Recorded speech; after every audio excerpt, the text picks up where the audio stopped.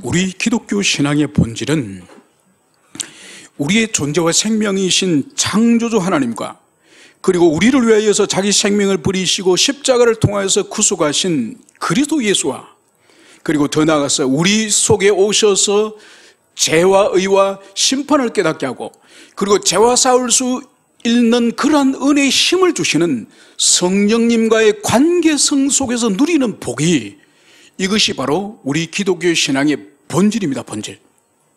이 본질을 누리는 것이 이것이 신앙인데, 이것을 누리지 못하는 사람은 반드시 다른 것을 구하게 됩니다.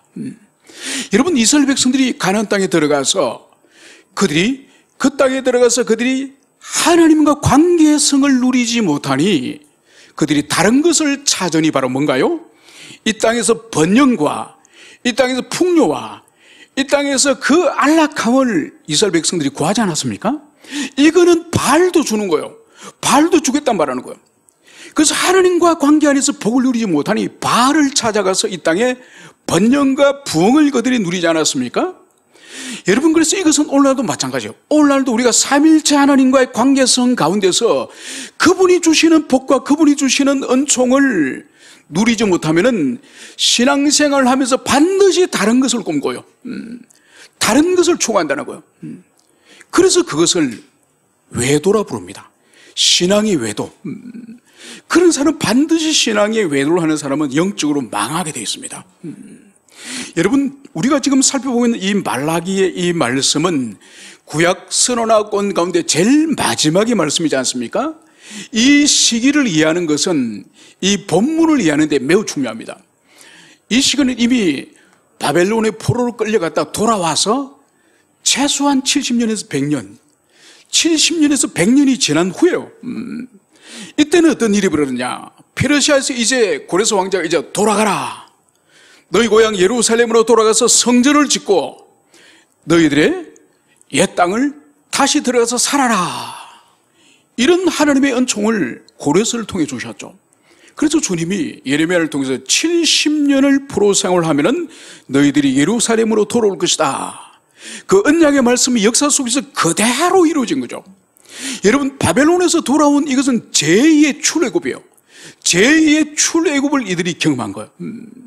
그래서 그들이 열심히 성전도 다시 짓고 열심히 성벽도 다시 건설하고 그러면서 이들이 소망한 것이 바로 뭔가 하니까 우리가 이렇게 헌신하고 이렇게 충성스럽게 주님을 섬겼으면 옛날에 다윗 시대, 솔로몬 시대의 아주 강성대국의 그러한 역사가 우리 가운데 일어날 것이다.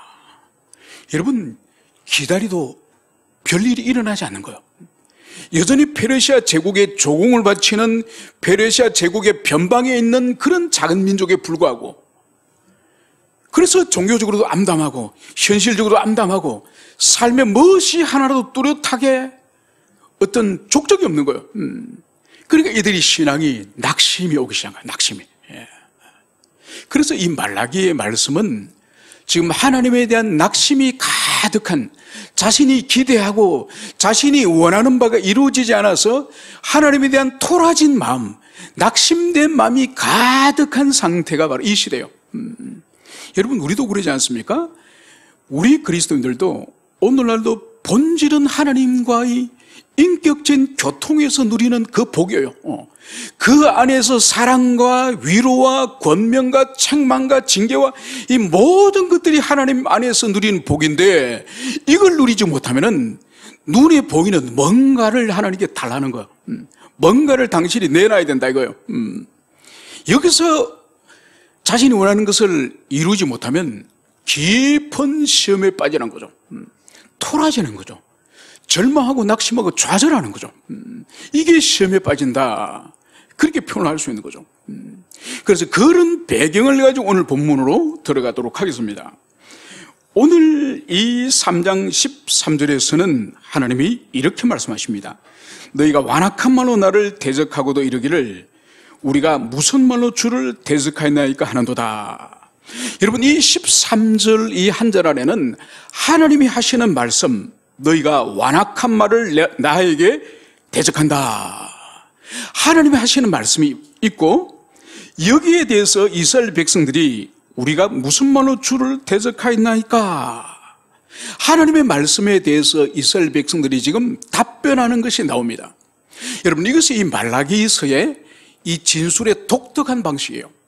이 말라기서 안에서는 하나님과 이스라엘 백성들이 한 주제를 가지고 이 논쟁을 벌이는 이 논쟁이 무려 6가지가 나옵니다. 6가지 논쟁 가운데 오늘 우리가 이 살피는 이 본문이 마지막 6번째 논쟁이에요. 이 6번째 논쟁인데, 이 논쟁은 바로 이스라엘 백성들의 불신앙과 죄를 하나님이 고발하시고, 여기에 대해서 이스라엘이 아니 우리가 언제 그런 죄를 지었습니까? 우리가 주님을 무슨 서운하게 했습니까? 우리가 무슨 말로 주님을 고통스럽게 했습니까? 이스라엘의 변명이 나와요. 이스라엘이 변명을 하면은 또다시 하나님이 거기에 대한 답변을 주시는 이런 형태로서 6번을 반복하는 거예요. 그래서 오늘 마지막 6번째의 하나님의 이 고발은 너희가 완악한 말로 나를 대적하였다. 여러분, 여기서 완악한 말이라고 하는 이 의미는 뭔가 하니까 거칠다, 무례하다. 여러분, 교회 안에서는 우리가 보통 거칠거나 무례한 말을 별로 쓰지 않지 않습니까? 훨씬 가정에 있을 때보다나 직장에 있을 때보다가 더 조심하죠. 몇 배로 더 조심해서 교회에서 말하지 않습니까? 그래서 교회에서는 거칠고 무례한 사람들이 많지가 않습니다. 물론 뭐 다 그렇지는 않죠. 저도 집에서 자녀들에게 아버지는 왜 교회에서는 그렇게 예의 바르게 성도들을 대하시는데 우리들에게는 마음대로 합니까? 여러분, 가정에 가고 밖에 나가면은 이 경계, 주의 깊음이 떨어집니다. 그래서 마음에 있는 생각이 여과되지 않고 그냥 툭툭 튀어나오는 거죠. 그래서 상처를 주고 아픔을 주는 거죠. 바로 이스라엘 백성들이 지금 하나님 앞에서 완악한 말로, 무례하고 거칠은 말로서 하나님 앞에 말을 막아는 거예요. 여러분, 하나님은 모든 세상의 소리를 다 들으시는 분이에요. 그리고 세상의 모든 현상을 다 눈으로 감찰하시는 분이에요. 그래서 주님의 귀로 들리지 않는 소리가 없으며 주님의 눈으로 보지 못하는, 감찰하지 못하는 일이 없는 거예요. 그래서 주님을 속일 수 있다고 생각하는 만큼 이 세상에 어리석은 것이 없습니다. 그래서 사람은 겉모습을 보고 판단하지만은 주님은 겉모습이 아니라 사물의 본질, 그 본질을 통찰하시면서 판단하시는 분이기 때문에 오늘 이스라엘 백성들이 바로 완악한 말로 하나님을 대적하였다, 이 말씀을 여기서 하고 있습니다. 여러분, 대적한다는 이 의미는 뭔가요? 이것은 하나님에 대한 적대적인, 하나님을 전혀 의식하지 않고 하나님을 향해서 적대적인 언행을 말하는 것. 이것에 대해서 이스라엘 백성들이 오늘 답변이 뭔가요? 우리가 무슨 말로 주님을 대적했습니까? 언제 우리가 주님을 대적했습니까? 이런 변명을 하는 것을 여기서 볼 수 있습니다. 여러분, 이것은 두 가지예요. 지금 이 이스라엘 백성들이 전혀 자기 자신들을 성찰할 능력이 없는 거예요. 여러분, 하나님의 성도들의 가장 기본적인 의무이자 능력 중에 하나가 뭔가 하니까 정사의 능력. 여러분, 이 정사라고 하는 이 한자인데, 이 정사의 뜻이 뭔가 하니까 꼼꼼하게 살피다는 뜻이요. 그러니까 하나님 앞에 자기 자신을 정사하는 삶을 살아라, 이런 말을 쓰지 않습니까? 신앙 안에서. 이건 뭔가 하니까 하루 동안에 잠자리에 들기 전이나 또 하루를 끝내는 시점에 아침에 일어났을 때부터 한 날을 쭉 필름을 거꾸로 돌리듯이 쭉 돌아보라는 거예요. 그래서 누구를 만나서 어떤 말을 하였고, 어떤 행동을 하였고, 어떤 마음에 마음을 품었고, 이런 것을 마치 영화기를 거꾸로 돌리듯이 하루를 쭉 돌아보면서 딱 거기에 주님이 기뻐하시는 것이 발견되어지면은 즉시 그날 밤에 잠들기 전에 회개하라는 거예요. 이것이 정사의 삶이에요. 그런데 지금 이 이스라엘 백성들은 하나님을 대적하고 나도 언제 우리가 무엇으로 대적했습니까?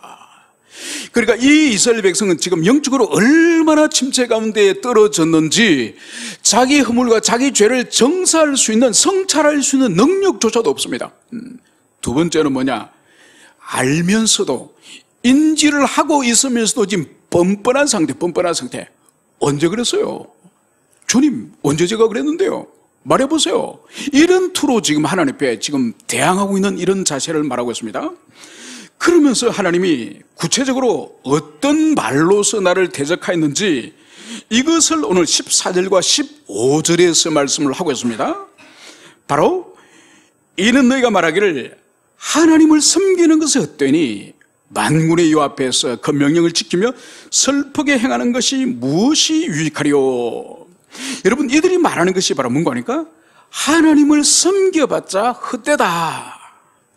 만군의 여호와 앞에서 그 명령 말씀을 지키고 또 슬프게 행하는 것, 즉 이것은 죄를 발견하고 자기 죄를 정사하여서 허물과 죄가 있을 때는 그 죄를 슬퍼하면서 회개했을 때, 참회했을 때 그 참회가 무슨 유익이 있느냐. 여러분, 이것은 근본적으로 신앙생활 전체를 지금 무익하다라고 하는, 쓸데없는 거라고 하는 것을, 이것을 여기 이스라엘 백성들이 입으로 지금 고백하는 거예요. 여러분, 그들은 하나님을 힘을 다하여 섬겼습니다. 보십시오. 바벨론에서 예루살렘으로 돌아와서 성전을 긴 세월 동안은 원수들의 회방 가운데 성전을 다시 세웠죠. 그리고 그들이 성벽을 또 회방 가운데서 성벽을 또 50일 만에 다시 오지 않습니까? 그래서 그들은 온 힘을 다해 하나님을 향해서 섬긴 것을 맞습니다. 그렇지만은 이들은 그 섬김에 대한 다른 보상을, 하나님께로부터 다른 것을 기대하였던 거예요.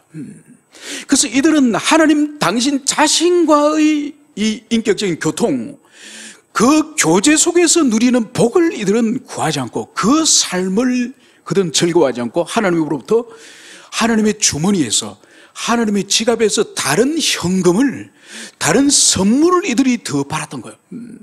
그것이 속히 이루어지지 않자 오늘 이들의 입이 뭔가요? 하나님 섬기는 것이 헛되다. 하나님 앞에 슬퍼하며 회개하고 참여하는 것이 다 유익하지 않다. 쓸모없다. 여러분, 결국은 이들이 그 심령이 하나님과 인격적인 사귐과 교통 가운데 누리는 복이 없다 보니까 이들은 결국은 뒤로 미끄러진 것을 볼 수 있습니다. 그러면서 이들이 무엇을 말합니까? 지금 우리는 교만한 자가 복되다 하며 악을 행하는 자가 번성하며 하나님을 시험하는 자가 화를 면한다 하노라. 여러분, 지금 이들이 말하고 있는 이 진술은 하나님의 성품, 하나님의 말씀과 일치가 되는 것입니까? 아니면 하나님의 성품과 말씀을 완전히 뒤집는 것입니까? 여러분, 성경은 교만한 자는 패망의 지름길이다. 망하기를 원하면 교만해라. 이게 성경이 가르치며, 그런데 이들은 뭘 말합니까? 교만한 것이 복된 것이다. 완전 하나님의 말씀을 뒤집어 버리죠. 그리고 악을 행하는 자가 번성하며, 여러분, 악하게 사는 것이 번성하는 길이에요. 착하게 살 필요 없다는 거예요. 착하게 사는 것은 바보스러운 짓이고 어리석은 짓이고, 그것은 망하기로 작정한 것이다. 성경 분명히 악인은 망하고 의인은 시냇가에 심은 나무처럼 번성할 것이라고 성경이 말씀하고 있는데, 이 사람들은 오히려 악을 행하는 자들이 번성한다, 이 말을 지금 여기서 하고 있습니다. 그리고 하나님을 시험하는 자가 화를 면한다. 여러분, 성경은 하나님을 시험하지 말라 그랬죠? 우리 예수님께서도 하나님 아버지를 시험하지 말라고 분명히 말씀하셨죠? 여러분, 그런데 이 시대 사람들은 하나님을 시험하는 자가 오히려 화를 면한다. 그래서 여기서 지금 이 사람들이 말하고 있는 이것은 하나님의 계시와 하나님의 성품을 완전히 뒤집어 엎어버리는 이런 불신앙인 것을, 이것을 볼 수 있습니다. 여러분, 우리가 어떤 살인을 하거나 아니면 거짓말을 하거나 사기를 치거나 다른 사람에 피해를 주거나 우상을 숭배하고, 이것도 죄지만은 하나님의 말씀과 하나님의 성품을 신뢰하지 않는 이 불신앙 자체가 얼마나 큰 죄인지. 여러분, 그래서 신구약 성경 전체에서 믿음이 없이는 하나님을 기쁘시게 못하고, 믿음으로 우리가 구원을 얻으며 믿음으로 우리가 하나님 앞에 영생을 구한다고 믿음을 얼마나 주님께서 귀하게 보십니까? 그래서 여러분, 지금 이스라엘 백성들이 말하고 있는 이 모든 이 깊은 낙심은, 이건 불신앙이요. 이건 하나님의 이 선한 성품을 정면으로 도전하는 깊은 악이라는 것을, 이것을 우리가 가슴에 새겨둘 것입니다. 여러분, 그래서 우리 인생에 일들이 잘 안 풀릴 때가 있습니다. 우리가 기도하는 바를 주님이 듣지 않으실 때도 있고, 또 우리가 노력하는 어떤 업무적인 일이나 사업적인 일들이나 이런 것들이 금방 어떤 효과적인 열매나 결과가 없을 때가 있습니다. 그때는 주님께서 더 기다리고 더 인내하라는 사인이지 난 너에 관심이 없다, 난 너를 버렸다, 이 뜻이 아니에요. 그때가 차기를 주님께서 우리에게 인내를 연단하시고 인내를 시험하시는 중인 이것을 여러분들이 가슴에 새게 돼요. 지금 이스라엘 백성들에게는 하나님의 선한 성품에 대한 이 믿음 자체가 없어요. 우리를 버렸다, 이제 선하게 살 필요 없다, 악하게 살자, 하나님을 시험하자. 여러분, 완전히 주님의 성품에 대한 이 불신앙으로 이 시대가 가득 찼다는 것을 볼 수 있습니다. 여러분, 절대로 주님은 한 번도 당신의 백성을 포기하거나 버리시는 적이 역사 속에 한 번도 없습니다. 주님은 기다리고 계시고 주님의 때를 지금 차기까지 주님께서는 그 때를 기다리는 것이지 우리를 한 번도 버림이 없다는 것을 여러분들이 기억하십시오. 그래서 하나님의 이 선한 성품은, 당신의 자녀와 백성을 향한 선한 성품은 영원히 불변하시는 그런 좋은 아버지시다. 이것을 여러분들이 구석에 붙드시는 여러분 되시기를 간절히 축원드립니다. 그러면서 한 시대라 할지라도 하나님 앞에 불평과 원망과 불신앙의 말을 쏟아내는 사람이 있는가 하면은 오늘 16절에서는 전혀 다른 그런 인생이 있음을 보여줍니다. 그때에 바로 주님에 대해서 불신앙과 원망을 하고 있을 그때에 여호와를 경외하는 자들이 피차 말하며 여호와께서 그것을 분명히 들으시고 여호와를 경외하는 자와 그 이름을 존중히 여긴 자를 위하여 여호와 앞에 있는 기념책에 기록하셨느니라.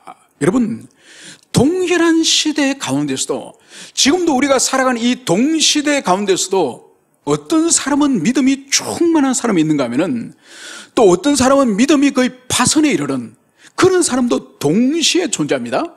그래서 오늘 이 16절에서는 바로 하나님을 경외하는 자의 입의 말을 하나님이 귀 기울여 들으시는 것을 볼 수 있습니다.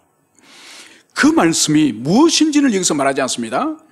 말하지 않지만은 오늘 하나님께서는 그것을 분명히 들으시고 분명히 믿음의 사람, 경외자의 그 말을 하나님이 들으시다고 말합니다.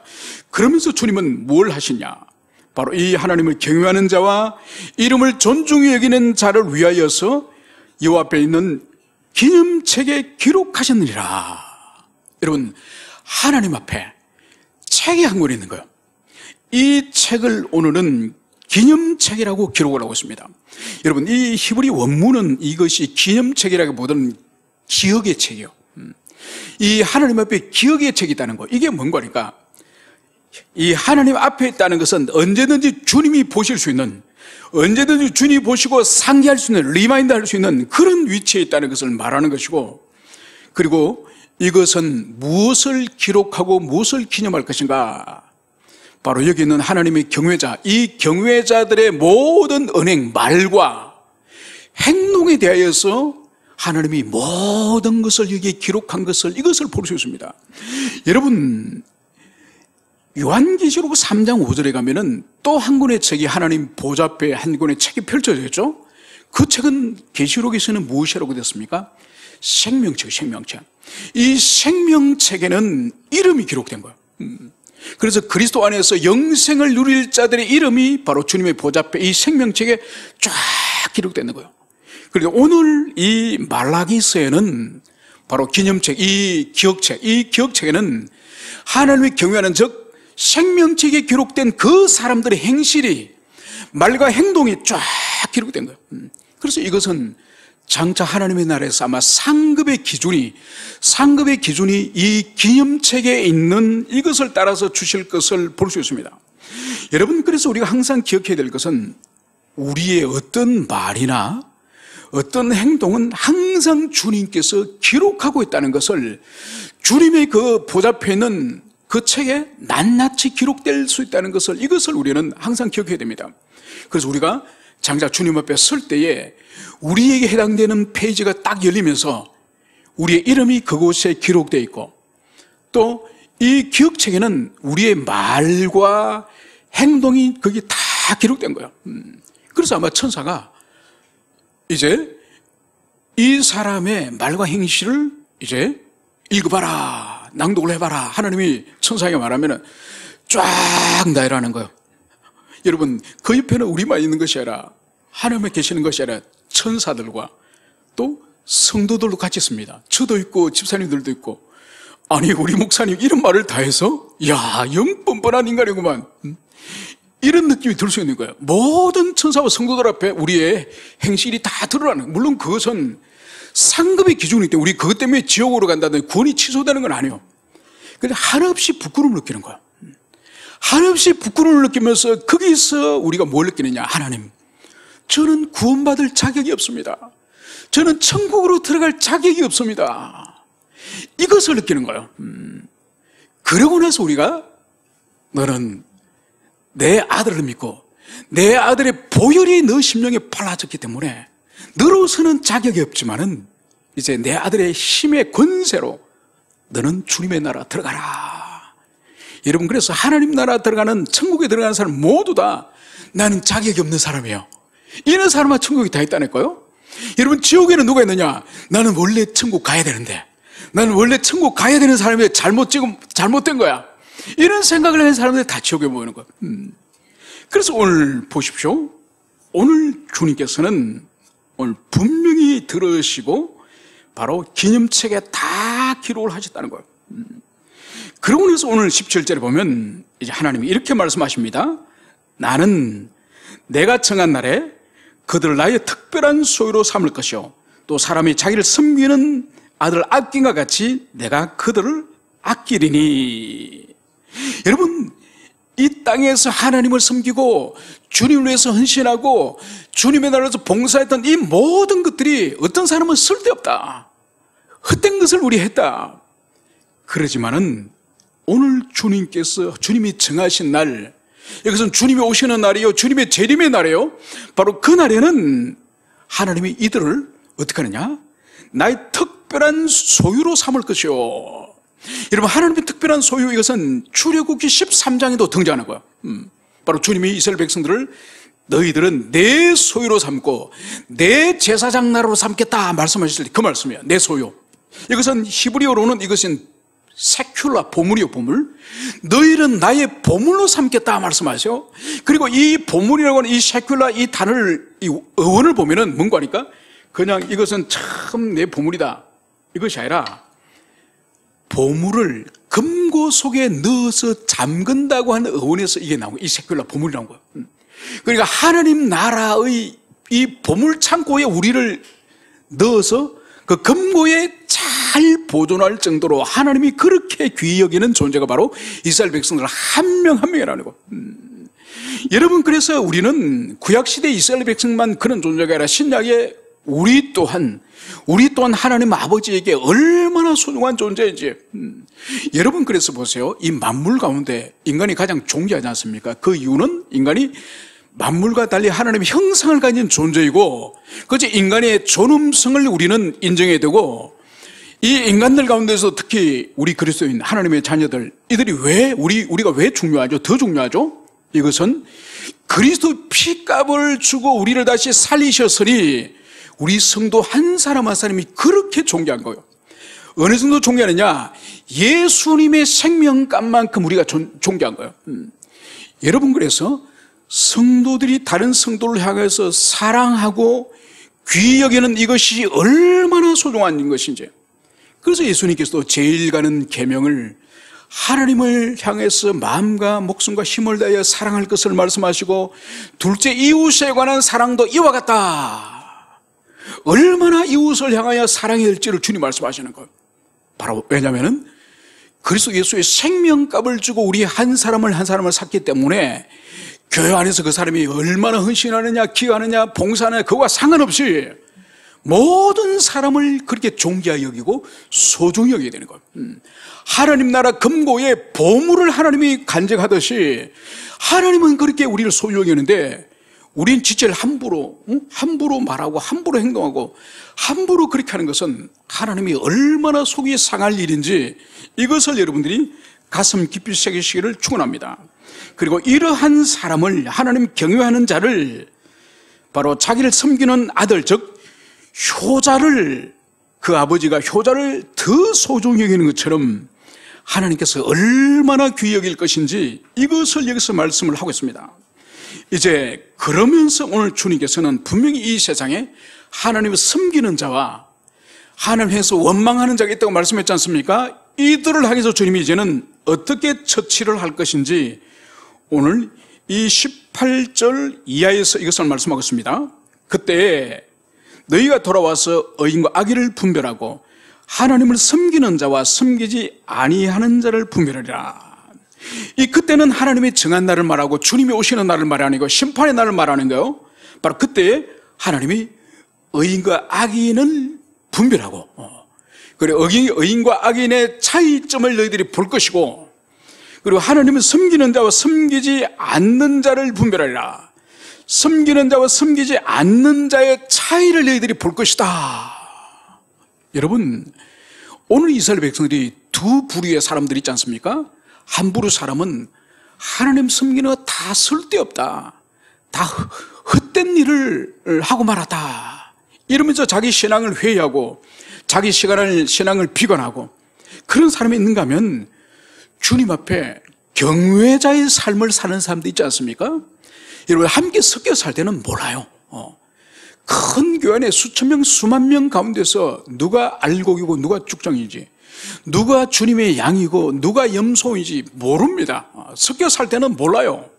그런데 바로 오늘 본문이 말하고 있는 그때에, 하나님이 정하신 그때에 바로 의인과 악인이 나누어지고 하나님을 섬기는 자와 섬기지 않는 자들이 분명히 나누어질 것을, 이것을 여기서 말씀하고 있습니다. 그러면서 4장 1절에서는 이제 이 의인과 이 악인을 주님이 어떻게 이제는 처리할지, 어떻게 처지할지 이것을 말씀하십니다. 만군의 여호와가 이르노라, 보라, 용광로 불같은 날이 이르리니 교만한 자와 악을 행하는 자는 다 지푸라기가 될 것이라. 그 이르는 날에 그들을 살라 그 뿌리와 가지를 남기지 아니할 것이로되. 여러분, 하나님 먼저 오늘 악인을 향해서, 교만한 자를 위해서 그들을 어떻게 내가 이제 하나님이 정한 날, 바로 용광로의 불같은 날이 임하면은 악인들을 주님이 어떻게 처리하실지를 오늘 먼저 말씀하십니다. 바로 그들을 살라 그 뿌리와 가지를 남기지 않고 다 지푸라기같이 불태울 것이다. 여러분, 주님이 오시는 그날을 용광로의 불같은 날이라 말씀하고 있습니다. 여러분, 용광로는 큰 그 금속을 다 녹여서, 그 광석을 다 녹여서 금속을 뽑아내는 것이 용광로지 않습니까? 그 용광로는 온도가 몇 천도나 됩니다. 그래서 거기에 쇠나 구리나 텅스텐이나 모든 것들 다 집어넣어서 이제 끓이기 시작하면은 다 녹아서 끓는 거죠. 그래서 이 끓는 온도에 따라서 금속을 이제 분리해내지 않습니까? 그래서 그 속에 들어가면 웬간한 이런 금속이 아닌 불순물들은 다 불살라서 다 사라져버립니다. 그 용광로지 뜨거운 불에 지푸라기가 탄다고 세워서요. 지푸라기 순식간에 사라져버린 거예요.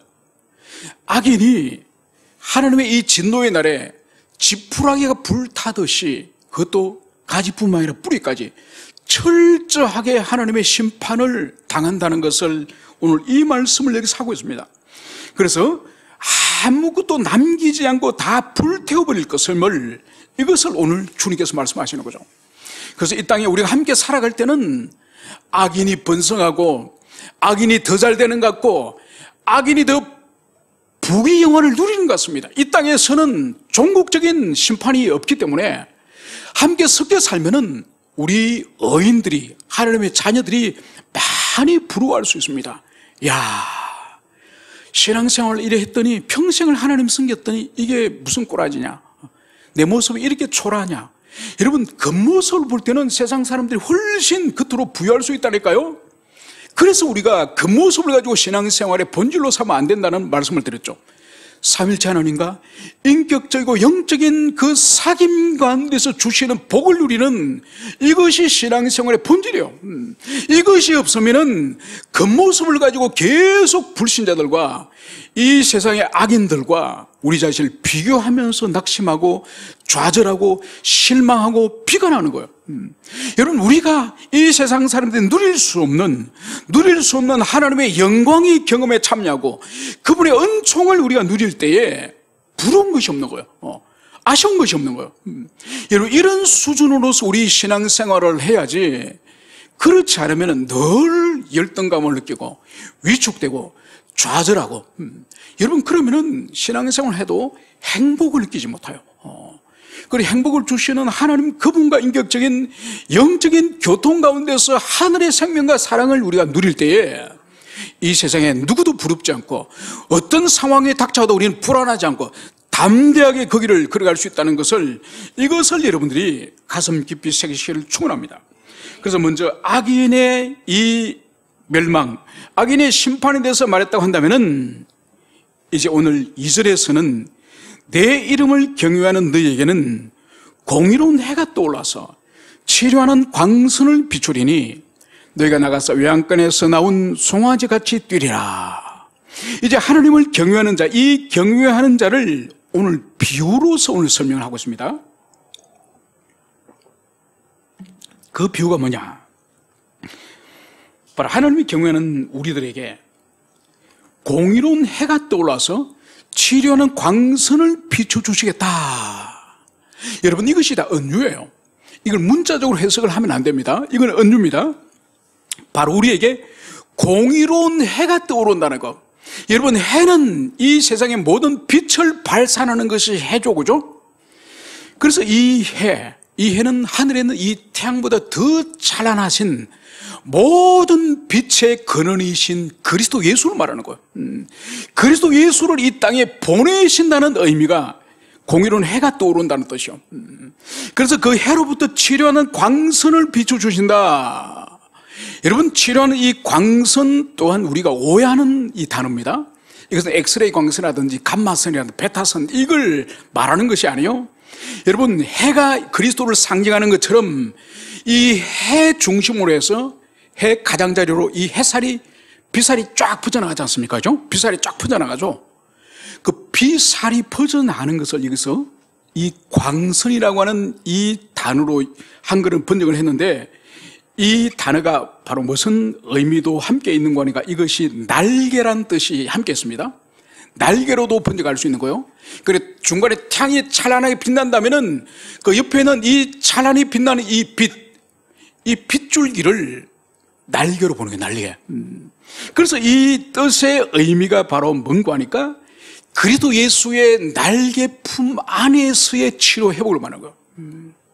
여러분, 이것은 1차적으로는 그리스도 예수의 이 보혈의 피로 말미암은 이 땅의 모든 죄와 허물을 사해 주시고 우리가 구원의 은총을 누리는 이것이 1차적인 이 치료의 광선의 의미고, 두 번째로는 여러분, 이 땅에서 우리가 얼마나 신앙 때문에 믿음을 지키는 것 때문에 불이익을 당하고 손해를 보고 사람들에게 조롱을 받고 비난을 받고 핍박을 받고 얼마나 많은 상처와 아픔들이 우리 신앙생활 때문에 우리가 이 땅에서 당합니까? 평생을, 그죠? 그것을 바로 그리스도 예수의 이 날개 같은 이 품어주신 은총으로 모든 아픔과 상처와 이 고통을 바로 그분이 치료해 주신다. 이 뜻이 바로 이 공의로운 해가 떠올라서 치료의 광선을 비춰주신다, 이런 뜻이에요. 그래서 이 치유 회복을 얻은 사람의 삶의 모습이 어떠냐? 너희가 나가서 외양간에서 나온 송아지같이 뛰리라. 여러분, 주님의 죄사함과 주님의 이 생명과 사랑을 덧입은 사람의 이 삶이 외양간에서 지금 뛰쳐나온 송아지가 뛰는 것처럼 생명력 있게 펄펄쩍 뛴다는 이것을 보여주는 거예요. 여러분, 이것은 우리 주님의 은총을 입고 특별히 주님이 치유하신 사람들이 있죠. 그리고 주님의 권능을 따라서 사도들이 치유했던 사람들이 있죠. 예를 든다면 성전 미문에서 구걸을 하려고 돈 한 푼이나 얻어보려고 했던 그 사람이 베드로가 어떻게 치유했죠? 은과 금은 내게 없지만 나사렛 예수 이름으로 일어나라. 그리고 평생을 쪼그려 앉아있던 이 안전뱅이가, 평생을 앉아있던 이 사람이 벌떡 일어나가 성전에서 막 뛰고 그렇게 주님을 찬양하지 않습니까? 그리고 주님께서 이 솔로몬 이 성전 안에서도 거기에서 평생 동안 안전뱅이를 주님께서 고치셨죠. 그걸 평생 동안 앞을 보지 못했던 지팡이를 의지했던 그 사람의 눈을 고치시고 그 사람이 뛰어다니는 것을 성경에 기록을 하고 있죠. 여러분, 그래서 예수 그리스도를 만난 사람은 육체적으로 이렇게 회복이 되는 거예요. 그리고 더 나아가서 심령과 이 정신이 회복되는 거예요. 여러분, 요한복음 4장에 보세요. 남자에게 버림을 받고 그 사마리아 우물가 여인이 대낮이 아니면 아침 저녁에 그 동네 여인들이 우물가에 나와서 물기를, 그때는 부끄러워서 나오지도 못하는 이 여인이 주님을 만나고 나면 어떡합니까? 물동이를 내버려 두고 마을로 달려 들어가서 보쇼, 여러분 나와보쇼, 메시아가 오셔서, 바로 전도자가 되지 않습니까? 여러분, 이것이 바로 그리스도 예수의 속죄 사역의 은총을 입고 모든 이 땅의 핍박과 눌림으로부터 치유 회복을 당한 사람의 이 송아지가 뛰는 것처럼 생명력 있는 이 역동적인 삶을 여기서 보여주는 거예요. 그래서 여러분이 진실로 그리스도 예수를 만나고 우리 주님의 은총을 입었다고 한다면 여러분은 송아지가 펄쩍펄쩍 뛰듯이 역동과 생명 가운데 살아가는 모든 지체들 되기를 축원합니다. 그러면서 이제 이 의인은 또 무엇을 하느냐? 3절, 또 너희가 악인을 밟을 것이니 그들이 내가 정한 날에 너희 발바닥 밑에 재와 같으리라. 여러분, 우리는 그리스도 예수를 통해서 죄의 삶과 생명과 사랑으로 회복될 뿐만 아니라 이제 마지막 그날 재림을 통해서 이 땅에 심판이 임할 그날에 우리는 뭘 하느냐? 악인을 바른다는 거. 우리가 하나님 나라 이 심판에 하나님의 자녀들로 백성들이 심판에 참여하는 거예요. 그래서 이 땅에서 우리를 박해하고 우리를 괴롭히고 우리를 핍박했던 모든 악의 세력에 대해서 이제 우리가 마치 땅에 이 죄를 밟듯이 악인들을 심판한다는 것을 이것을 말씀하고 있습니다. 여러분, 그래서 이 땅에서 우리가 믿음을 따라 살아가면서 박해와 곤란과 어려움과 불이익과 조롱을 당하는 이 모든 일들이 심판의 그날에 다 보상을 하고 또 주님의 심판 사역에 우리가 참여하여서 악인을 심판하는 그 일에 우리가 함께한다는 것을, 이것을 성경이 말씀하고 있습니다. 그러면서 이제 주님께서는 이 4, 5, 6절에 구약 성경 전체 39권을 완성하시고 마치면서 마지막 당부를 주님께서는 2가지를 하십니다. 오늘 4절에서는 너희는 내가 호렙에서 온 이스라엘을 위하여 내 종 모세에게 명령한 법 곧 율례와 법도를 기억하라. 오늘 주님께서는 이 구약 성경 전체를 종결하면서 이 전체 구약 성경을 이제는 마침을 하면서 당부하시는 말씀이 호렙산 시내산에서 내가 모세에게 준 율법, 그 율법을 너희들이 기억하라. 여러분, 이 기억하라는 것은 메모리의 뜻이 아니에요.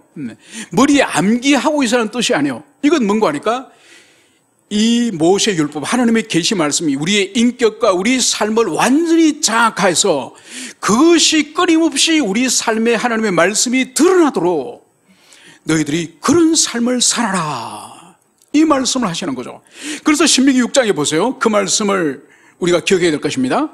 하나님 말씀을 이 손목에 메고 미간에 붙이고, 여러분 쉐마 이스라엘 들어라, 그러면서 마음과 뜻을 다해 하나님을 사랑하라 말씀하시면서 그 말씀을 너희들 자녀에게 가르치고 앉았을 때 누웠을 때 길을 행할 때 가르치라 말씀하시죠. 그리고 마지막에 보면 그 말씀을 손목에 메고 이마 미간에 붙여라, 이 말씀을 하세요. 여러분, 이것이 뭔가 하니까 오늘 여기서 이 모세를 통해 주신 말씀을 기억하라는 말씀이 구체적으로 드러나는 것이 바로 손목에 메고 이마에 붙이는 거예요. 여러분, 이 머리는 무슨 의미가 있죠? 머리는 모든 분별과 판단의 최종적인 결론이 머리에서 다지 않습니까? 그래서 모든 너희들의 삶의 분별과 판단과 결정을 함에 있어서 너희 미간에 매달은 이 하나님의 말씀에 근거해서 너희들이 분별하고 판단하라. 그리고 이 땅에 우리가 살아갈 때, 일을 행할 때 뭘 하죠? 손으로 하죠. 모든 일을 너희들이 할 때에 너희들이 손에 맨 하나님의 말씀, 율법에 근거해서 말씀을 따라서 하라. 이 말씀이 너희들이 손목에 말씀을 매라. 그 말씀이 있는 거죠. 그래서 오늘 하나님의 이 구약 전체를 주님께서 정리하시면서 명령하신 말씀이 바로 시내산에서 모세를 통해서 받았던 그 말씀이 너희들의 전 존재와 전 인격을 지배하도록 하라. 여러분, 이것이 바로 다윗의 표현을 빌면은 복 있는 사람은 주야로 여호와의 율법을 묵상하는 자로다. 주야로 밤낮으로 모든 시간에 하나님의 말씀이 우리 전인격을 장악하고 전인격을 지배하는 그런 말씀의 사람, 묵상의 사람이 되어야 할 것을 시편 1편이 말씀을 하고 있는 거죠. 그러면서 오늘 5절과 6절에서는 오늘 이렇게 또 말씀을 맺고 있습니다. 보라, 여호와의 크고 두려운 날이 이르기 전에 내가 선지자 엘리야를 너에게 보내리니. 여러분, 오늘 이 마지막 5절과 6절에 말씀하시는 이 말씀이 얼마나 중요한지 오늘 보라, 주목하라, 이 감탄사를 앞에 오늘 먼저 사용합니다. 보라. 그러면서 이 뒤에 있는 말씀이 얼마나 중요한지를 오늘 말씀을 하시길, 바로 여호와의 크고 두려운 날에 이르기 전에 내가 선지자 엘리야를 너에게 보내리니. 여호와의 크고 두려운 날은 바로 주님이 이 땅에 오시는 날이에요. 주님이 초림하시는 성탄의 날을 의미하기도 하고 또 다시 오실 재림의 날을 의미합니다. 바로 그 전에 주님께서는 선지자 엘리야를 너에게 보내겠다, 이 말씀을 하시는 거예요. 여러분, 우리 예수님이 오시기 전에 엘리야가 이 땅에 왔다는 거예요. 여러분, 진짜로 엘리야가 왔습니까? 여러분, 마태복음 9장에 가면은 우리 주님이 이 말씀을 하세요. 엘리야가 왔어대 너희들이 엘리야를 영접하지 않았다. 주님이 이 말씀을 제자들 하세요. 그러니까 제자들, 아니 주님, 엘리야가 왔다고요? 언제 엘리야가 왔습니까? 그러니까 우리 예수님이 뭐라고 말씀하십니까? 그 엘리야가 바로 세례 요한이다. 세례 요한이다, 이 말씀을 주님 하세요. 그래서 여러분, 세례 요한의 사역이 뭔가요? 예수님보다 먼저 오셔서 왕이신 예수님이 오실 길을 닦고 길을 준비하는 일이 이 세례 요한의 사역이에요. 그래서 세례 요한이 제일 먼저 외치는 그 메시지가 바로 뭔가요? 하나님 나라가 가까웠다, 회개하라. 이 메시지를 외치지 않습니까? 그래서 오늘 크고 두려운 날이 이르기 전에 바로 선지자 엘리야를 너에게 보내리니, 세례 요한을 통해서 주님이 이 말씀을 이루신 것을 볼 수 있습니다. 그래서 이 구약을 종결하면서 주님이 오늘 주시는 말씀은 바로 이 신약은 예수 그리스도 이 땅에 오심, 우리 주님이 이 땅에 오심을 연결하는 부분이 바로 이 말라기요. 이 말라기의 마지막 부분이 성육신하신 그리스도께서 이 땅에 오셔서 새로운 시대, 새로운 세상을 만드실 것을 오늘 여기서 말씀하시는 거죠.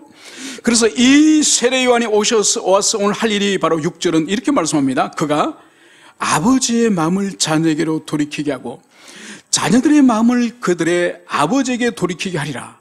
돌이키지 않으면 두렵건대 내가 와서 저주로 그 땅을 칠까 하노라 하시니라.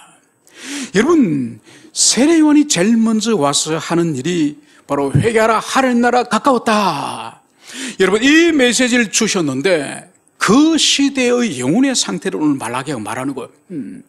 그리고 가장 기본적으로 부모와 자식 간의 이 애정, 부모와 자식 간의 이 사랑의 관계는 이 세상의 어떤 인간관계와 달리 원초적인 거지 않습니까?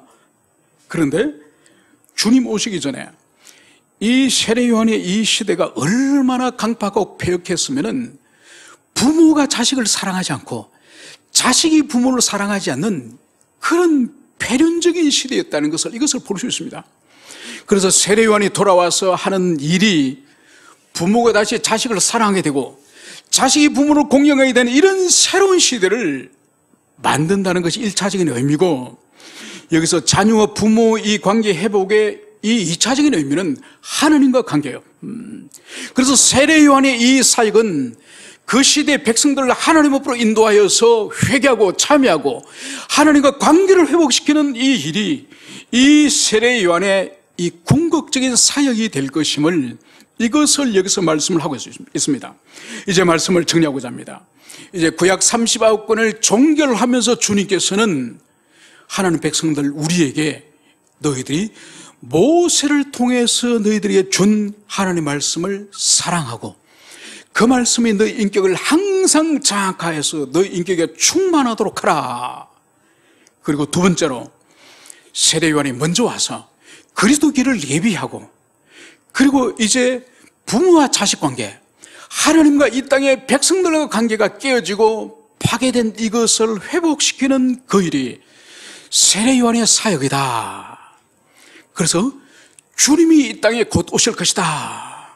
이것이 바로 이 말라기의 이 메시지의 종결 부분이라는 것을, 이것을 여러분들이 가슴 깊이 새기시길 바랍니다. 그래서 이 말씀을 끝으로 하여서 우리 주님 오시고 세례요한이 역사 속에 나타나기까지 400년 동안 말씀이 이제는 멈추는 거예요.